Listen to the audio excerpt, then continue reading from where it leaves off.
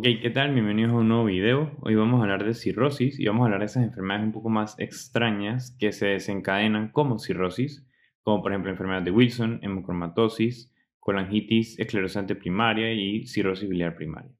Entonces, para comenzar, antes de abordar directamente cirrosis, quiero hacer un esquema para hablar un poco más de los hallazgos en laboratorio de las enfermedades hepáticas. Entonces,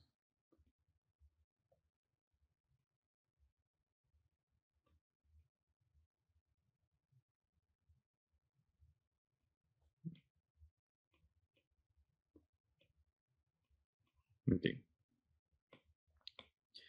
Y bueno, aquí vamos a llevar la sangre. Usualmente los primeros laboratorios de enzimas hepáticas que pensamos son AST y ALT. Ok, las transaminasas nos hablan de las células hepáticas, de los mismos hepatocitos.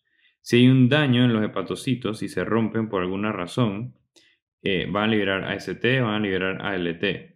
Si se necrosan, si se mueren, también si hay injuria o daño pues, del hígado, va a haber liberación de AST y ALT. Entonces, ¿en qué enfermedades vamos a ver AST y ALT elevadas? Las vamos a ver usualmente muy elevadas, es decir, arriba de los 1000. Lo vamos a ver en hepatitis, en falla hepática fulminante también. Y adicionalmente, también estos pacientes que están en UCI, por ejemplo, que están intubados, que tienen un shock refractario a muchos medicamentos y muy hipotensos, por esta misma hipotensión, el hígado puede llegar a también tener isquemia y puede morirse las células y por tanto también elevarse los niveles. Incluso en estos pacientes intubados en UCI, de falla multiorgánica hablamos de niveles más de 10.000 incluso. Pero entonces estas serían más que todas las enfermedades que se le harían a AST-ALT. También está algo que es el ratio o el ratio de AST sobre ALT, que si está 2 a 1 más o menos, o sea, AST 2 veces el nivel de ALT, me habla más de enfermedad alcohólica o de consumo de alcohol en el paciente. Entonces, otra cosa es la bilirrubina. La bilirrubina saben que puede ser indirecta y de indirecta nos referimos desde la hemólisis de los eritrocitos, todo eso me eleva la bilirrubina indirecta, hasta la parte de la conjugación, cuando va a ser conjugada y si hay una demora en la conjugación también puede haber elevación de bilirrubina indirecta. En cuanto a esta demora en la conjugación hay muchas enfermedades congénitas como Crigler-Najjar tipo 1, tipo 2, que eso lo vamos a ver un poco más en pediatría, pero sí quisiera mencionar aquí síndrome de Hilbert. En síndrome de Hilbert, ¿qué es lo que pasa? La conjugación de la bilirrubina demora un poco más en estas personas. Entonces, un episodio de estrés, un episodio de angustia, algún episodio de, por ejemplo, leve trauma, en el sentido de que estaba jugando algún deporte y se cayó, se raspó, etcétera, cualquier cosa, les pueden elevar los niveles de bilirrubina indirecta. Pero eso es lo único que tienen. Solo tienen levemente elevados los niveles de bilirrubina indirecta, más o menos como a 3 o 4 y eso se les pasa. Ese es el síndrome de Hilbert. Es algo totalmente normal, no hay que hacerles nada. O sea, eso es síndrome de Hilbert. Entonces, la bilirrubina se puede elevar así indirecta o se puede elevar también directa. Entonces, directa nos habla más que todo, de un patrón de colestasis. Digo, también puede ser luego en la conjugación, varios errores de la conjugación, como otro síndrome que se llama síndrome de Rotor o síndrome de Dubin-Johnson. Voy a anotarlos acá. Rotor o Dubin-Johnson son parecidos al síndrome de Hilbert, es lo mismo, solo que la elevación es la bilirrubina directa. Pero mi punto aquí es que esto, además de estos síndromes, luego de la conjugación, aquí vamos a decir que la bilirrubina pasa de indirecta a directa y luego él puede elevar en los patrones de colestasis. Entonces, cualquier cosa que me cause una obstrucción, desde un tumor aquí en el páncreas, recuerden que aquí estaría más o menos el páncreas, desde un tumor en la cabeza del páncreas que me obstruye acá, una litiasis o una colelitiasis de la vesícula biliar, todo esto eso se llaman patrones de colestasis, o sea, algo que me causa obstrucción desde el hígado hasta el duodeno, me va a subir la bilirrubina directa también. Entonces, hablando de patrones de colestasis, tenemos fosfatasa alcalina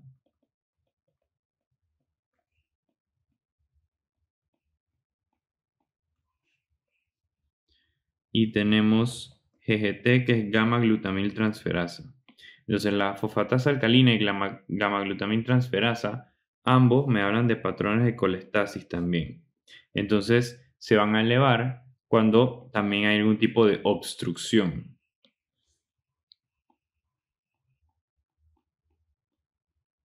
Patrón de colestasis.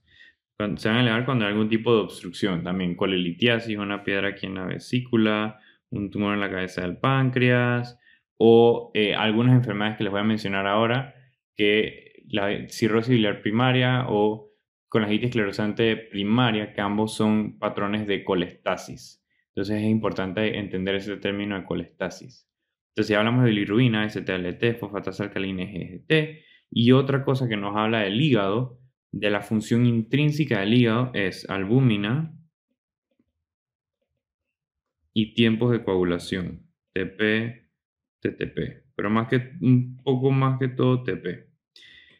Esto no me habla más de la función del hígado, o sea que esto va a estar disminuido en los pacientes que no tienen función no tienen función hepática o tienen baja función hepática, es decir, en los pacientes con cirrosis.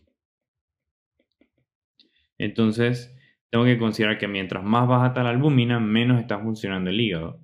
O mientras más alto están los tiempos, eso sería bajo albúmina o alto los tiempos de coagulación. Mientras más altos están los tiempos, peor está la cirrosis. Entonces, eso es con los laboratorios. Entonces vamos a iniciar hablando de una vez de cirrosis. Entonces, en cuanto a cirrosis hepática.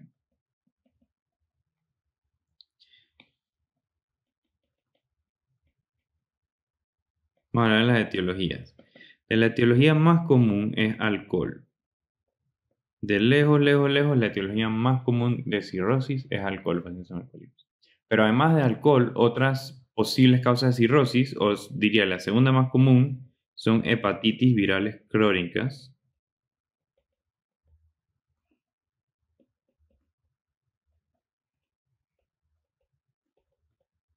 Luego causas más comunes como PSC, PBC, que eso es colangitis esclerosante primaria, cirrosis biliar primaria, ahora las menciono, las explico, hemocromatosis,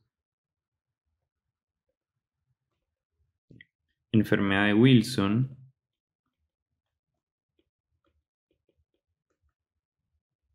deficiencia de alfa-1 antitripsina.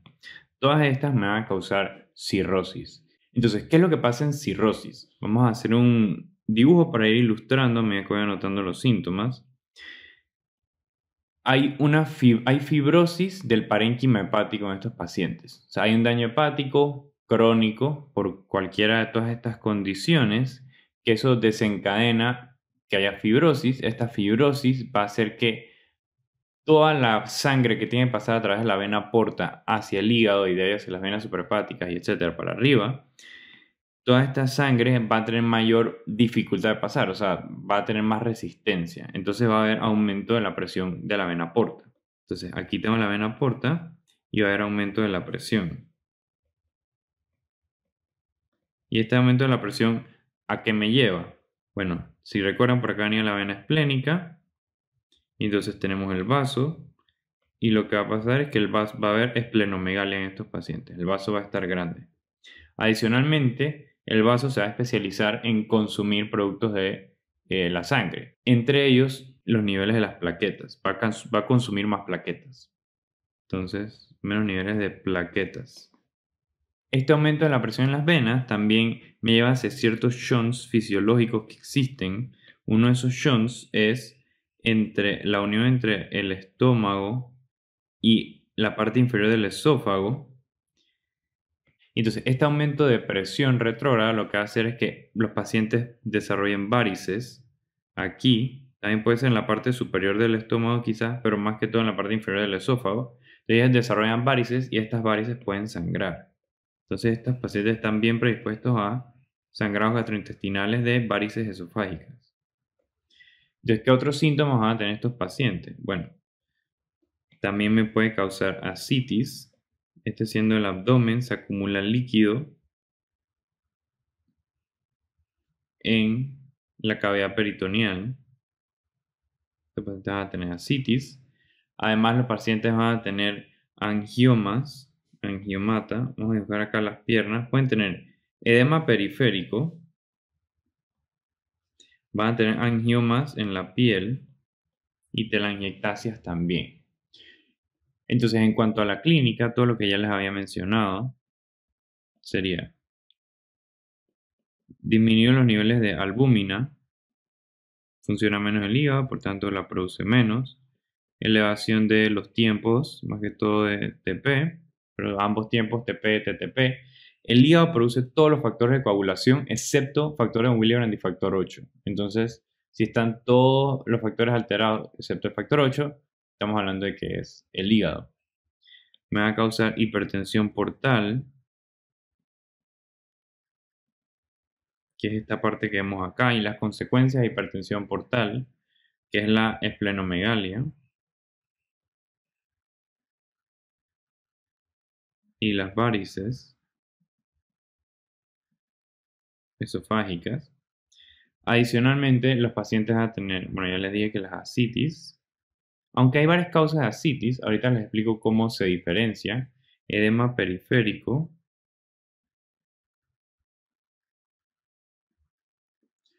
como ya les había mencionado, trombocitopenia. Ahora, también el hígado procesa el estrógeno, entonces los pacientes con cirrosis hepática van a tener niveles aumentados de estrógeno. Entonces, ¿qué me va a causar esos niveles aumentados de estrógeno? Voy a poner aquí, aumento de estrógeno me va a causar telangiectasias,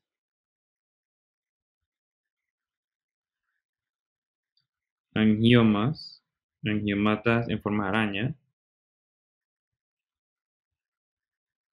me va a causar eritema palmar y los pacientes pueden tener también atrofia testicular.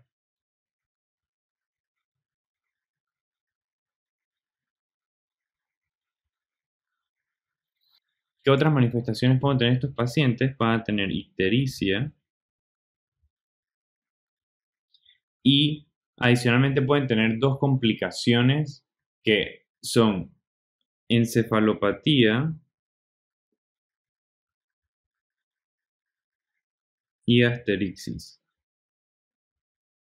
¿Qué es lo que pasa? Los pacientes con cirrosis también acumulan niveles de amonía. Entonces, si esos niveles suben muchísimo, estos niveles pueden llegar al cerebro y afectar el cerebro y por tanto van a tener una encefalopatía por amonía y asterixis, que las manos van a estar de esta forma, cuando uno las empuja hacen así. Entonces eso también lo van a tener los pacientes con cirrosis. Si ven, hay unas cosas que no anoté. No anoté AST y ALT porque AST y ALT pueden estar normales, pueden estar en 60, 70, 80, pero realmente eso es algo más de daño agudo, no tanto de cirrosis, me explico. De las cosas que anoté, menciono importante, albúmina, los tiempos y la ictericia, o sea, las bilirrubinas. Además de eso, bueno, la parte de la encefalopatía y la parte de la ascitis. ¿Por qué los menciono? Porque hay una escala que se llama escala de Child-Pugh que busca estas 5 cosas en cirrosis, que son las 5 cosas que son más predictoras. O sea, mientras el paciente tenga más baja la albúmina, más altos los tiempos, tenga encefalopatía, la bilirrubina más alta, estamos hablando de un peor pronóstico para estos pacientes. Y por lo contrario, si los tiene más normales, entonces mejor para estos pacientes. Es importante memorizar cuáles causas son por causa de exceso de estrógeno, porque a ellos les gusta preguntar esa parte, cuál de estas manifestaciones es por exceso de estrógeno. Ok, entonces, hablando un poco más de la parte de la ascitis, en cuanto a la ascitis, ¿cómo yo determino si la ascitis es de cirrosis o es por otra causa? Bueno, vamos a decir que yo tengo un vaso sanguíneo acá, vamos a decir que esto es la comparación de un abdomen con cirrosis. Yo hago una paracentesis y yo retiro el líquido de aquí del acítico, yo le mido ciertas cosas, mido albúmina de sangre y albúmina del líquido acítico y mido las proteínas totales. Entonces, ¿para qué me sirve esto? Bueno, los dos niveles de albúmina, yo resto la albúmina del suero menos la albúmina del líquido acítico. Entonces, eso es un gradiente que en inglés le dicen SAG, que es gradiente de albúmina en el suero versus gradiente de albúmina en el líquido del acítico. Entonces, hay dos valores. Uno de los valores puede ser menor a 1.1 y el otro de los valores puede ser mayor a 1.1. ¿Qué pasa si es mayor a 1.1? Bueno, lo ideal es que mientras menos albúmina yo tengo en el líquido de la citis, lo más probable es que eso sea más líquido, pues, ¿me explico? O sea, sea más agua. Entonces eso es por aumento de presión de la vena, en la vena porta y por tanto la causa primaria solamente es cirrosis. Entonces, para diferenciar, además de eso, yo miro cómo están las proteínas totales. Voy a poner PT aquí de proteínas totales. Si las proteínas totales están menor a 2.5, me habla que la causa va a ser cirrosis. Si por otro lado el gradiente está mayor a 1.1, pero las proteínas totales están mayor a 2.5 en el líquido de la citis, también el paciente puede tener falla cardíaca o puede tener Budd-Chiari.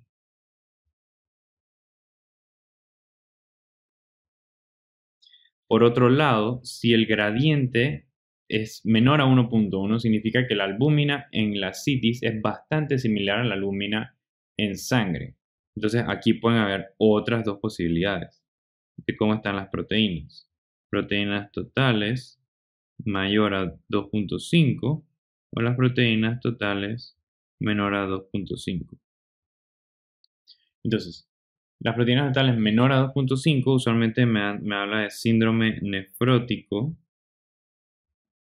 Y que me habla de un gradiente menor a 1.1, pero con proteínas totales mayores a 2.5, me habla de causas un poco más severas, como un cáncer de ovario o como tuberculosis. Entonces, esas son las posibles diferencias en cuanto a las causas de ascitis. Usualmente van a tener un gradiente mayor a 1.1, menor a 2.5, que me va a apuntar es el que me apuntaría a cirrosis. Entonces, estos pacientes en la citis, los pacientes con cirrosis, se me pueden complicar con algo que se llama peritonitis bacteriana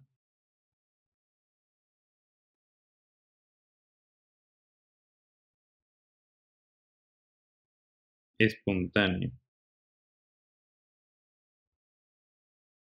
¿Cómo es la peritonitis bacteriana espontánea? Idiopáticamente, porque no se conoce muy bien de dónde salen las bacterias, hay una infección del líquido de la citis o de la misma citis. Entonces, los pacientes van a tener hallazgos muy inespecíficos. O sea, si acaso van a decir que es un paciente con historia de cirrosis, tiene fiebre, quizás no tan alta, y un poco de dolor abdominal. Y ya, no es la gran cosa. Entonces, ¿qué es lo que haría? Vamos a decir que yo tengo la sospecha que el paciente tiene una peritonitis bacteriana espontánea porque es un paciente con cirrosis que desarrolló fiebre. Es una de las causas que necesito descartar. Le hago una paracentesis y el diagnóstico me da con que si tengo más de 250 neutrófilos en el líquido de la citis, o sea, si es un diagnóstico de peritonitis bacteriana espontánea. Puedo hacerle tinción Gram al líquido de la citis, pero usualmente no lo va a encontrar. Entonces el tratamiento de esto va a ser ceftriaxona o cefotaxima.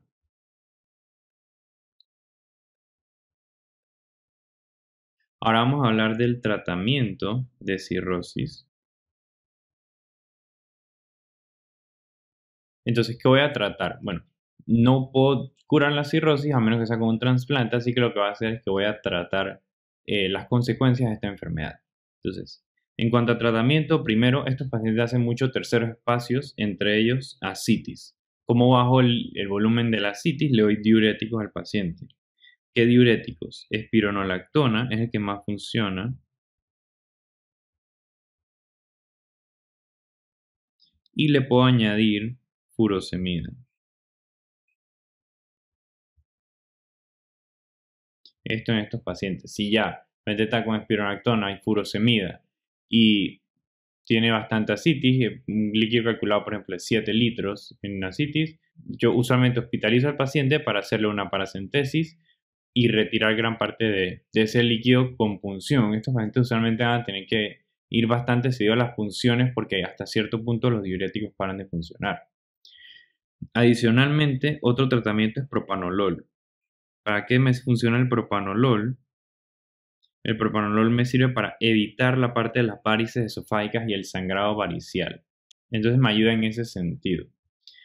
Luego, ¿cómo yo manejo la encefalopatía? La encefalopatía usualmente se da por las bacterias del tracto gastrointestinal que metabolizan amonía y suben los niveles de amonía. Entonces, lo que yo hago es que la primera línea va a ser lactulosa, y lactulosa de estos pacientes para que las bacterias en vez de NH3 produzcan NH4 más y entonces excreten, no, eso no se absorbe tanto por el tracto gastrointestinal y lo excreten. Esa sería la primera línea. Si no funciona con lactulosa, que es la primera línea, entonces la segunda línea de estos pacientes sería rifamycin, que esto me va a matar ciertas bacterias del tracto gastrointestinal, una población específica, y entonces va también a disminuir los niveles de amonía en estos pacientes. Ya habíamos hablado en sangrado gastrointestinal, que si hay un sangrado varicial, le doy al paciente ocreotide. Y por último, también estos pacientes están en riesgo de desarrollar carcinoma hepatocelular. Entonces yo le puedo hacer al paciente un ultrasonido cada 6 meses para vigilar que no se forme un carcinoma hepatocelular en estos pacientes. Entonces, vamos a pasar ahora a las otras enfermedades que me pueden causar cirrosis. Entonces vamos a abarcar primero cirrosis biliar primaria, o de las siglas en inglés PBC, versus colangitis esclerosante primaria, o de las siglas en inglés PSC. Ok, ¿cómo diferenciar estas enfermedades? Ambas son enfermedades que me causan colestasis, es decir, un patrón hasta cierto punto obstructivo que me va causando enfermedad hepática y termina como cirrosis. Entonces, PBC, o en la que es cirrosis biliar primaria, es muchísimo más común en mujeres que en hombres, hasta un ratio de 9:1 en mujeres. Y la etiología es autoinmune.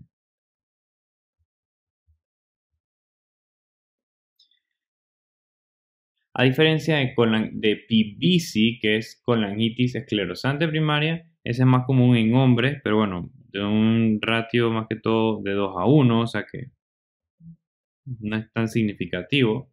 Y esta etiología no es tanto autoinmune. Entonces, cirrosis biliar primaria, ¿cómo se me va a presentar? Las pacientes se van a presentar con fatiga y prurito, usualmente. Esos son los primeros síntomas. Luego, también pueden tener asociados santomas o santelasmas, también.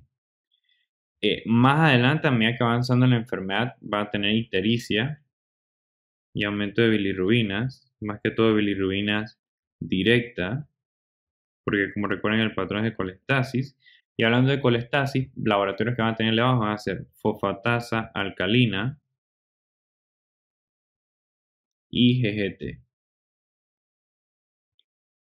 Para el diagnóstico de cirrosis biliar primaria, bueno, yo primero, como algo autoinmune, primero recorro anticuerpos antimitocondriales,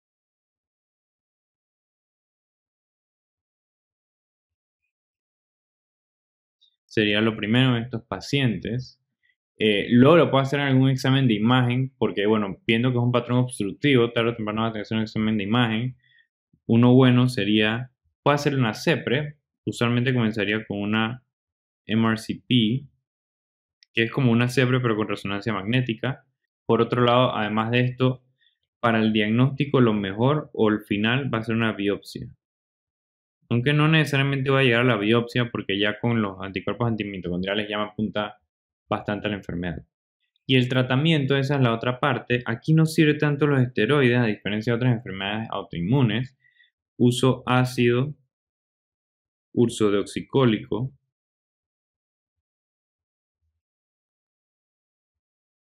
para tratar a estos pacientes y bueno, tarde o temprano terminarían probablemente en trasplante o necesitarían trasplante.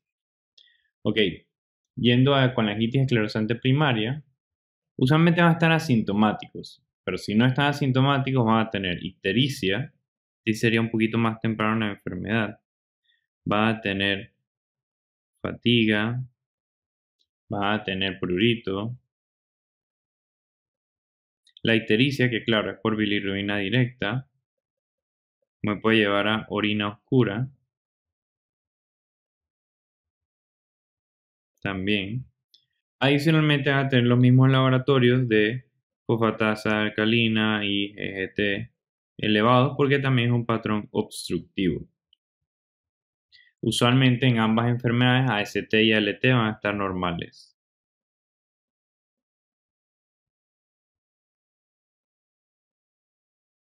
Lo que sí es característico de colangitis esclerosante primaria es la asociación con enfermedad inflamatoria intestinal, de esas más que todo colitis ulcerativa. Es una asociación hasta de un 90%. Entonces, casi que siempre que va a mencionar colangitis esclerosante primaria, va a mencionar que o el paciente tiene enfermedad de Crohn o el paciente tiene un sangre oculta en heces, apuntando a que el paciente tiene enfermedad de Crohn. Entonces, eso es algo bien importante que me apunta más a colangitis esclerosante primaria. En cuanto al diagnóstico, aquí lo que está elevado es P-ANCA, va a estar elevado. Y para examen diagnóstico, el mejor va a ser CEPRE o MRCP, que es CEPRE con resonancia magnética. Ese sí es el mejor. Aquí la biopsia hepática no me sirve tanto, porque aquí sí en esta sí es mucho más prominente la parte de la estenosis de las vías biliares. Es muchísimo más prominente. Tanto así que el tratamiento de esta enfermedad también es ácido ursodeoxicólico, como la otra enfermedad, y dilatación en caso de necesitarlo. Porque a veces la estrechez, la estenosis va a ser tan severa que va a tener que dilatar estas pacientes quirúrgicamente. Esa sería la diferencia más que todo entre cirrosis biliar primaria y colangitis esclerosante primaria. Entonces vamos a hablar de las otras enfermedades que nos quedan. Vamos a hablar de hemocromatosis.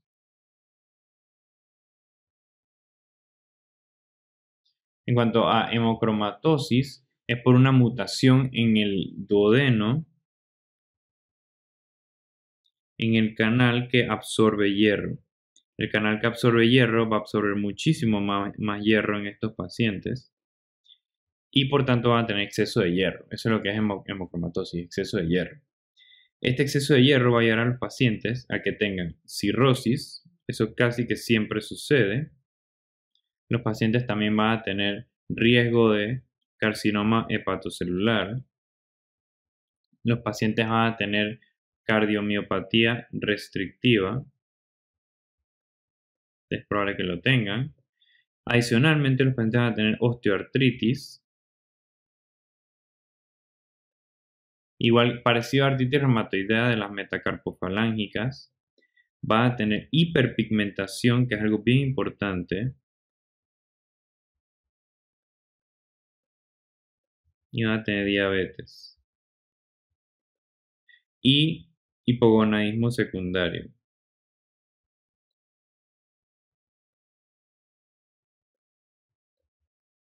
A esta enfermedad de hemocromatosis le llaman bronze diabetes o como diabetes de bronce, porque los pacientes están hiperpigmentados con diabetes, cirrosis. Ya esos son lo más característico que les pueden decir de hemocromatosis. Hay una pequeña diferencia en la clínica de estos pacientes, o más que todo entre la epidemiología de estos pacientes. Los hombres van a desarrollar la enfermedad más temprano que las mujeres. O sea, los hombres desarrollan ya las complicaciones, cirrosis, cardiomiopatía, todo, el exceso de hierro, como a los 40, 50 años. Vamos a poner acá hombres, pongo como 40, más o menos. Y las mujeres, a diferencia de los hombres, las van a desarrollar más que todo como para los 50, 55, por ahí. ¿Qué es lo que pasa? Como las mujeres tienen el periodo, y si tienen el periodo regular, entonces ellas van a perder sangre. Entonces, a medida que pierden sangre, botan ese hierro que están teniendo excesivo con ellas. Y esto no le pasa a los hombres. Entonces, esta parte de la menstruación es algo preventivo para la parte de hemocromatosis. Ok, en cuanto a la parte del diagnóstico, yo voy a medir ferritina o yo voy a medir transferrina. De las dos es un poco mejor transferrina, pero con cualquiera de las dos que esté elevada, me sugiere hemocromatosis. Ahora, ¿cómo lo confirmo? Lo confirmo con un test genético.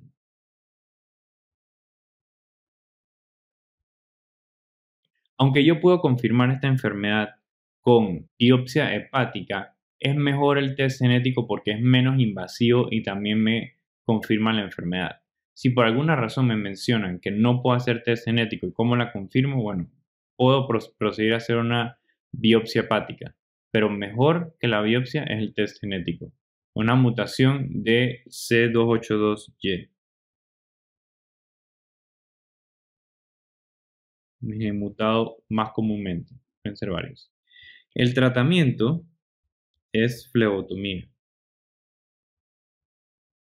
También puedo usar quelantes de hierro como deferoxamina o deferasirox. ¿Qué es lo que pasa? Claro, si los pacientes tienen exceso de hierro, la única forma de remover ese exceso es flebotomía. Y entonces esto es una de las preguntas que más les encanta hacer. ¿Cómo yo hubiese prevenido que el paciente hubiera desarrollado una cardiomiopatía restrictiva o una cirrosis? Bueno, haciéndole flebotomías cada cierto tiempo. Es por esto lo mismo, la parte de la flotomía explica por qué a las mujeres también le da mucho más tarde la enfermedad que a los hombres. Otra cosa es que aparte, esta es la causa primaria de hemocromatosis, que es la mutación en el gen en los intestinos delgados que absorben hierro, pero hay una hemocromatosis secundaria que puede ser secundaria a múltiples transfusiones. Por ejemplo, pacientes con talasemia que tienen que ir por transfusiones toda la vida pueden desarrollar también hemocromatosis. Eso sería otro posible contexto. Entonces, ahora, hablando de enfermedad de Wilson,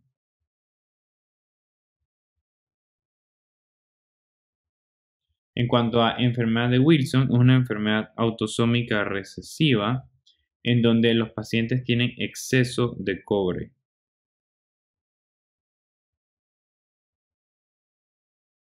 Entonces, ¿qué van a tener los pacientes? Bueno, el cobre se va a acumular en el tejido cerebral, en el hígado y en la córnea. Entonces, en la parte cerebral se va a acumular en los ganglios basales. Por tanto, los pacientes van a tener desórdenes del movimiento, como corea, por ejemplo. El paciente presenta que acude con corea, se mueven las extremidades de forma extraña, pueden tener manifestaciones psiquiátricas, que también es común, y los pacientes pueden desarrollar Parkinson y temblores a edades muy tempranas. O sea, con muy tempranas me refiero a incluso adolescentes, un paciente de 16, 20, 22 años que acude con corea, síntomas de enfermedad de Parkinson, desórdenes psiquiátricos, por ejemplo, manifestaciones de enfermedad hepática, estamos hablando de una posible enfermedad de Wilson. Ocular o en ojo, estamos hablando de que los pacientes tienen anillos de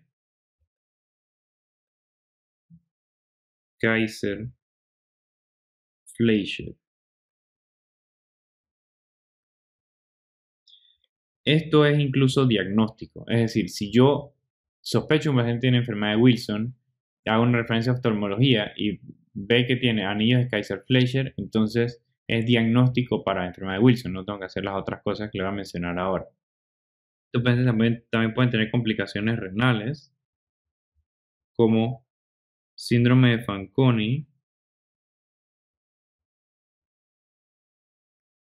o acidosis tubular renal tipo 2, y también pueden tener anemia hemolítica.